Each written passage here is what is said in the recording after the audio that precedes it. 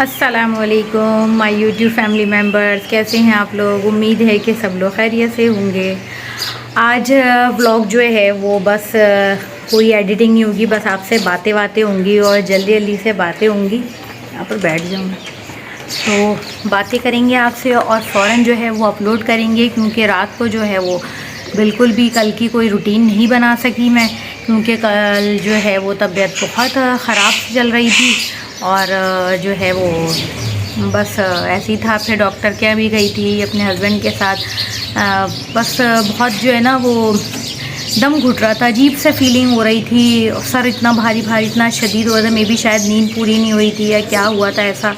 तो जो है वो रात में जो है वो डॉक्टर वगैरह के भी गए थे, उन्होंने दवाई वगैरह दी थी। खैर बहुत फ़र्क पड़ा, बहुत आराम आया, अल्लाह का शुक्र एहसान है। फिर सुबह उठ के जो है वही टाइम पे अपने उठ जाते हैं सुबह 6 बजे। तो बच्चों को स्कूल वगैरह भेजा, स्कूल भेजने के बाद फिर एक दफ़ा मैंने आपसे शेयर भी किया था कि मैं छोटे वाले बेटे का अपना एडमिशन जो है वो उन्हीं स्कूल में करा रही हूँ जिसमें बड़े बच्चे मेरे जाते हैं। तो मैंने सोचा कि चले वहाँ पर करा देते हैं। तो पिछली दफ़ा जो है जब वहाँ पे स्कूल में एडमिशन हो रहे थे तो इनका जो है फॉर्म वगैरह लेकर आई थी अपने छोटे बेटे का। तो उसमें जो था कि जब इनकी टेस्ट की बारी आई, फॉर्म वगैरह हमने फिल करके सब दे दिया। जब जिस दिन टेस्ट की बारी थी उस दिन, उससे एक दिन पहले इनको इतना तेज़ फीवर चढ़ा हुआ था कि ये टेस्ट ही नहीं दे पाए ना। तो फिर ये हुआ कि फिर रह गया। फिर मैंने कहा अल्लाह की मर्ज़ी है, फिर पढ़ते रहें। अब दोबारा से जो है उनका दोबारा एडमिशन का जो है वो एक न्यू सेशन खुला है कि उन्होंने कहा है कि हम बच्चों को दोबारा जहाँ नहीं है, तो अब दूसरे कैंपस में जो है उनके क्लास का 3rd क्लास का आया है। तो अब देखते हैं कि वहाँ पर आज मैं वहीं गई हुई थी, अभी होकर आई हूँ। तो मैं दिखाती हूँ आपको, वहाँ होकर आई और फॉर्म लेकर आई कि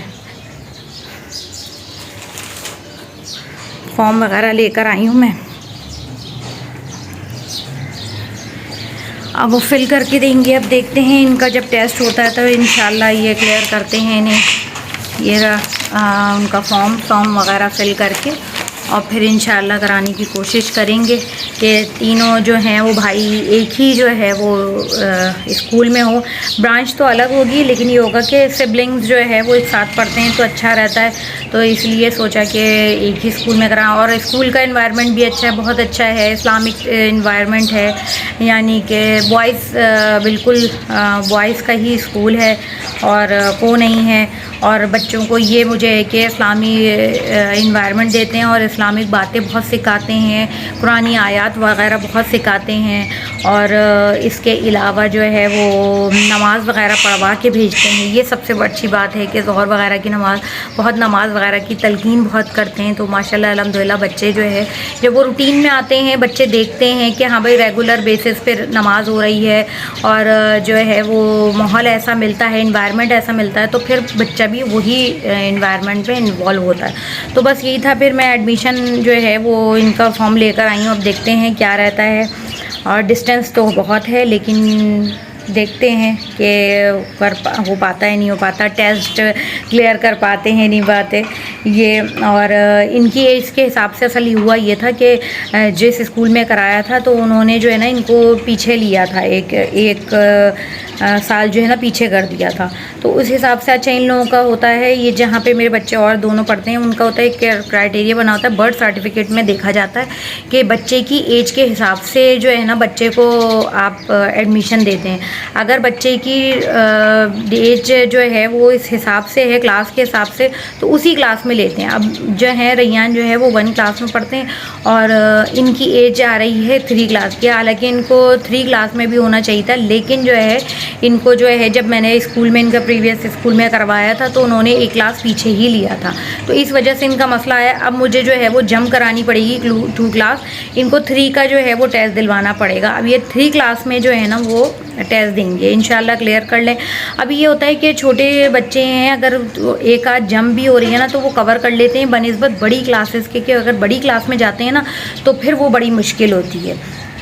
तो ये चीज़ है कि अभी जंप हो जाएगी तो हो जाएगी, वरना फिर रह जाएगा। उसके अलावा एक और चीज़ शेयर करनी थी। बहुत अफसोस की बात थी कि अभी मैं सोशल मीडिया पे जो है वो देख रही थी, तो वहाँ पे जो एक हादसा हुआ था एक स्कूल में कि फ़न मेला लगा था, कुछ बच्चों ने पार्टिसिपेट किया था, स्टॉल वगैरह लगाए थे, तो वहाँ पर जो है वो बच्चों आपस में खेल रहे होंगे कोई गेम्स वगैरह, तो वो स्टॉल लगा हुआ था, वहाँ से बच्चे ने कोई कोल्ड ड्रिंक की बॉटल ली, वो जब खोली तो उससे क्या हुआ पता नहीं, कॉक आके लगा या शीशा हुआ, या वो इतनी जो थी उसमें भरी हुई थी गैस वगैरह, तो वो पूरी जो है वो फट गई थी बॉटल जो है उसकी। वो जब वो बॉटल ही फटी तो उसका जो कांच जो है ना वो बच्चे के जाके गले के अंदर जाके लगा, या गले के हलक में गया, या क्या हुआ। तो ये चीज़ से जो है ना बच्चा इतना ज़्यादा ख़तरनाक हालत में आ गया था कि वो हॉस्पिटल में एडमिट हुआ। हॉस्पिटल में एडमिट होने के बाद तकरीबन 2 हफ्ते तक जो है वो बच्चा हॉस्पिटल में रहा, आईसीयू में रहा, वेंटिलेटर पे रहा, और बस यही था। तो दुआएं तो यही थी कि अल्लाह पाक जो है उसको जो है वो सलामत रखता है, लेकिन पता नहीं क्या अल्लाह की इसमें बेहतरी थी या क्या था कि उस बच्चे का कल मैंने सोशल मीडिया पे देखा कि उस बच्चे की डेथ हो गई। इन्ना लिल्लाहि व इन्ना इलैहि राजिऊन। तो बहुत अफसोस हुआ। बच्चे सब प्यारे होते हैं, सबके बच्चे एक जैसे सांझे होते हैं, किसी में कोई फ़र्क नहीं होता। बस अल्लाह पाक माँ बाप को जो है वो सब्र दे, और उस बच्चे के जो है वो ज़ाहिर सी बात है वो बच्चा तो प्यारा ही है, और जो है वो जन्नत में ही चल रहा होगा वो। तो बस ये है कि सब्र बहुत दे, क्योंकि माँ बाप से जो है वो औलाद की तकलीफ़ देखी नहीं जाती है, और औलाद से भी माँ बाप की तकलीफ़ नहीं देखी जाती। तो ये ऐसा रिश्ता है कि इसमें किसी का नेमो बदल नहीं हो सकता या कुछ नहीं हो सकता। बस बहुत अफसोस हुआ सुनकर, और ये मैंने पढ़ के मेरा दिल बहुत हुआ। मैंने कहा आपसे भी शेयर करूं।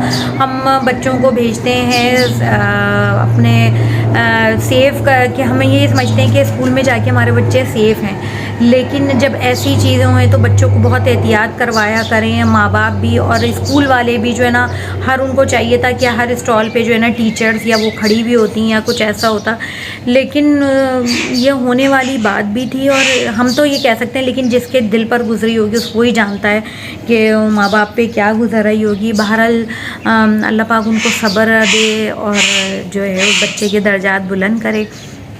तो बहुत अफसोसनाक वाक़या था, बहुत ज़्यादा। और बस बच्चों पे बात आती है तो बहुत दिल जो है ना वो बहुत अफसरदा हो जाता है मेरा, क्योंकि जो है वो मुझे ये चीज़ें बर्दाश्त नहीं होती, मुझे दुख बर्दाश्त नहीं होते। तो बस यही था। तो मैंने कहा ये आपके साथ ये भी बात भी शेयर करूँ। आज स्कूल की बातें हो रही हैं तो मैंने कहा चलें स्कूल में ये चीज़ भी थी तो ये आपके साथ शेयर करूँ मैं। उसके अलावा जो है एक और जो है वो बच्चों के स्कूल से एक और नोटिस आया था कि जो है इन लोगों का रमज़ान का नोटिस आया है कि रमज़ान में जो है वो स्कूल ओपन होंगे। गवर्नमेंट ऑफ सिंध ने जो है ये ऐलान कर दिया है कि पिछले साल जो हुआ था ये हुआ था कि बच्चों को पेपर्स पहले हो गए थे और जो है ना न्यू सेशन स्टार्ट कर दिया था, और फिर बच्चों का ये था कि वो एक दिन जा रहे थे एक दिन नहीं जा रहे थे, मतलब रिलैक्सेशन दी हुई थी। इस दफ़ा कोई रिलैक्सेशन नहीं दी और उन्होंने कहा है कि आप जो है वो स्कूल आएंगे। इवन के पेपर भी नहीं ले रहे, पेपर भी किस तरह ले रहे हैं, पूरा जो है वो टाइम बुलाने के चक्कर में, पूरा मंथ बुलाने के चक्कर में जो है इन्होंने क्या किया कि हाफ़ पेपर जो होंगे टेस्ट वगैरह जो होंगे वो ले लेंगे एग्ज़ाम्स में, और जो मेन सब्जेक्ट्स के होंगे वो लेंगे ईद के बाद।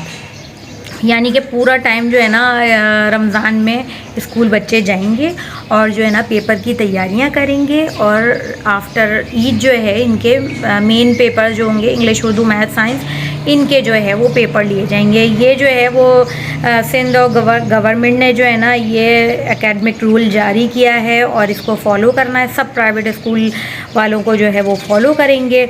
उसके अलावा जो है वो सारी क्लासेस के बच्चों के जो है वो ये है कि 35 मार्क्स के जो है ना वो टेस्ट लिए जाएंगे, टेस्ट का नाम दे दिया, और बाकी जो है ना आफ्टर ईद जो है वो मेन सब्जेक्ट के जो है वो पेपर्स लेंगे ये लोग। तो बस टाइमिंग और शेड्यूल वगैरह बताया है कि इन टाइमिंग पे जो है ना बच्चे आएंगे और ये टाइमिंग होंगे। यानी और जो सेकंड जो अशरा है वहाँ जब तक तो स्कूल जो है वो ओपन रहेंगे, और जो लास्ट अशरा है वो छुट्टी दे देंगे आफ्टर ईद तक इनकी छुट्टी होगी। इसमें तैयारियां करेंगे, ईद की तैयारियां करेंगे, और आखिरी जो रमज़ान की रातें हैं माशाल्लाह वो गुजारेंगे, और बस ये थोड़ा रिलैक्सेशन हो जाएगा। उसके बाद जो है वो आफ्टर ईद पेपर्स वगैरह होंगे। बस यही था आज का। और उसके अलावा अब जो है वो मैं काम अपना स्टार्ट करती हूँ घर का, कि बच्चे भी आ जाएंगे और उनके लिए जो है वो कहाँ रोटी वगैरह खाना बना के रखूँगी रात के लिए भी। तो मैंने सोचा कि चलें जी, आने से पहले जो है वो सफाई वगैरह कर लेंगे, फिर वो आ जाएंगी मेरी मेड हेल्पर आ जाएंगी, वो साथ में उनके काम करवाऊँ। किचन का काम तो मैंने खुद करना है, तो वो किचन वगैरह का करेंगे। आज मैंने सोचा है कि आज जो है वो तैयारी करेंगे, रमज़ान की स्टार्ट कर रहे हैं तैयारियाँ। इंशाअल्लाह अल्लाह पाक जो है साथ खैर के साथ रमज़ान लेकर आए। तो आज स्टार्ट कर सबसे पहले किचन की करेंगे, कि किचन से स्टार्ट करेंगे। तो ये है कि वैसे तो अल्हम्दुलिल्लाह घर साफ़ है, किचन भी साफ़ है, लेकिन ये है कि किचन की सबसे पहले किचन से तब सफाइयाँ स्टार्ट करेंगे। तो फिर इंशाअल्लाह एक नए न्यू ब्लॉग के साथ आपसे फिर मुलाकात होगी। तो लाइक शेयर एंड सब्सक्राइब ज़रूर कीजिएगा। जब तक के लिए अल्लाह हाफ़िज़।